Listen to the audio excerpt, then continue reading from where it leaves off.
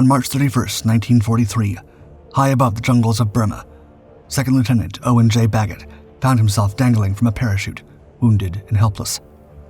Japanese fighters had torn apart his B-24, and his crewmates were cut down as they drifted in the open sky. Below him, the enemy wheeled back, ready to turn parachutists into target practice. Baggett let his body go limp as the fighters circled closer, but hidden against his leg was the last weapon he had left, a Colt .45 pistol. One Japanese pilot slowed, with his canopy wide open, to inspect the corpse hanging beneath the parachute. The smallest move, the faintest breath, and he would be shot to pieces. He wasn't leaving it to fate. Suddenly, Baggett came alive. He raised the pistol and fired 4 desperate shots into the cockpit. In early 1943, the U.S. Army Air Forces in India faced a brutal task, striking deep into Japanese-occupied Burma without the protection of long-range fighter escorts. The 7th Bombardment Group, flying B-24 Liberators, was tasked with severing supply lines feeding the Imperial Japanese Army. For 22-year-old Second Lieutenant Owen J. Baggett of Texas, this meant missions where every sortie was a gamble with death. On March 31st, his squadron took off to hit a vital railway bridge near Pyonmana, Burma. It was a critical artery for Japanese forces, and the mission was intended to cripple their logistics. The B-24s, huge and lumbering, carried bombs and defensive machine guns, but not one single escort. Against nimble Japanese interceptors, things could turn ugly fast. As the bombers droned toward their target, 13 Ki-43 Hayabusa fighters of the Japanese 64th Sentai closed in. Known to Allied crews as Oscars, these planes were fast, agile, and piloted by hardened veterans of China and Southeast Asia.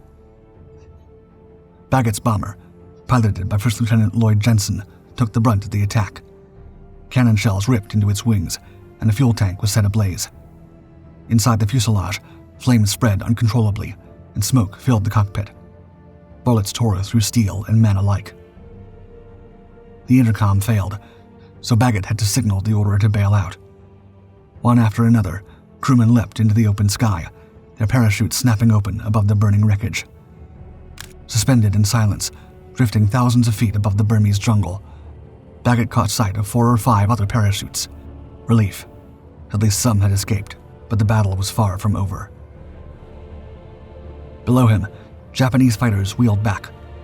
Pilots angled their machines toward the parachuting Americans. It was a cruel tactic intended to wipe out survivors before they could be rescued. Baggett, hanging helplessly beneath his canopy, braced himself as the predators closed in. The Japanese fighters began raking the sky with fire. Baggett watched as 2 of his crewmates were cut down, their parachutes collapsing as their lifeless bodies swung in the harness. Another burst ripped past him, one bullet tearing into his arm. He was bleeding heavily, swaying in the air, with nowhere to hide. In that moment, Baggett made a decision that combined cunning and sheer nerve. He went limp, letting his body dangle as though lifeless. His head slumped forward, arms hanging loose. Perhaps this way, the fighters would lose interest. But he wasn't betting everything on this ruse. Against his leg, he clutched his Colt M1911 pistol, the last weapon at his disposal. Minutes stretched in eerie silence, broken only by the distant hum of engines. Then one Ki-43 peeled away and circled back toward him. The fighter slowed dangerously, nose high, its canopy sliding open.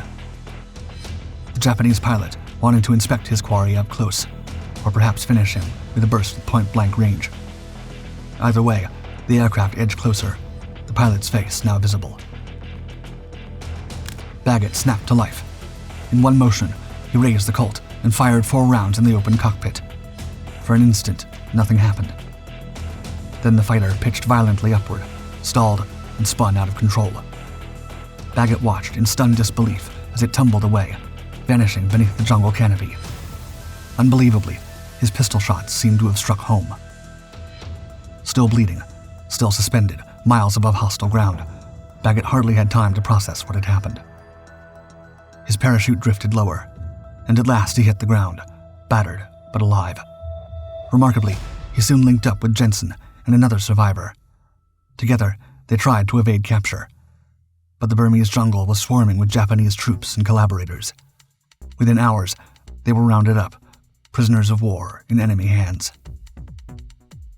The captured Americans were transported south to Singapore, confined to a Japanese prison camp notorious for starvation, disease, and brutality.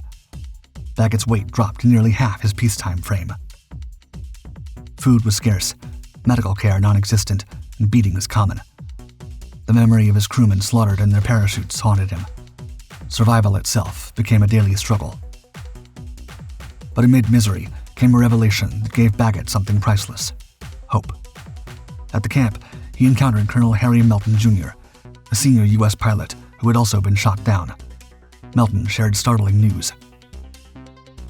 A Japanese officer, in a rare moment of candor, had described an incident where an American parachutist shot down a fighter with a handgun. The pilot had been found, flung from the wreckage, with a bullet wound in his head. Baggett listened in disbelief. He had seen the fighter spin out, but not crash. Now, hearing confirmation from the enemy themselves, he dared to believe it was possible. Melton assured him the story would be carried back to Allied command. Tragically, fate intervened. Melton was lost when the Japanese ship transporting him was sunk. His testimony never reached official channels. The war ground on. For Baggett, the years blurred together in hunger, sickness, and cruelty. Yet word of his feat spread quietly among POWs, a rare spark of triumph in their captivity. When the war finally ended in August 1945, Allied commandos parachuted into Singapore to liberate the camps. Baggett, frail but alive, was free at last.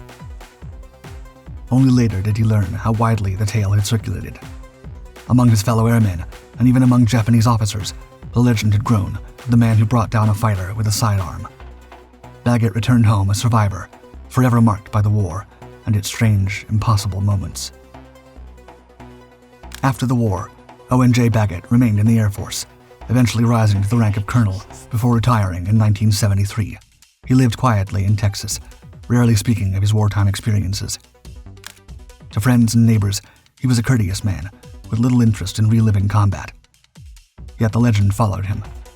When he died in 2006 at age 85, obituaries remembered him less for his career than for one extraordinary moment above Burma. But did it truly happen? Historians and aviation enthusiasts have long debated the accuracy of the account. Japanese records list no fighters lost on March 31, 1943. Skeptics argue the odds of hitting a pilot with a pistol from a swinging parachute are almost inconceivable. Without physical wreckage or official reports, they suggest the story may be a wartime rumor, amplified in captivity. Yet supporting evidence exists. The Japanese officer's admission, relayed to Colonel Melton, is challenging to dismiss. Allied records note no other cause of a fighter loss in that engagement. Air Force historians reviewing the case decades later concluded that, improbable as it seemed, there was, quote, no reasonable doubt the event occurred.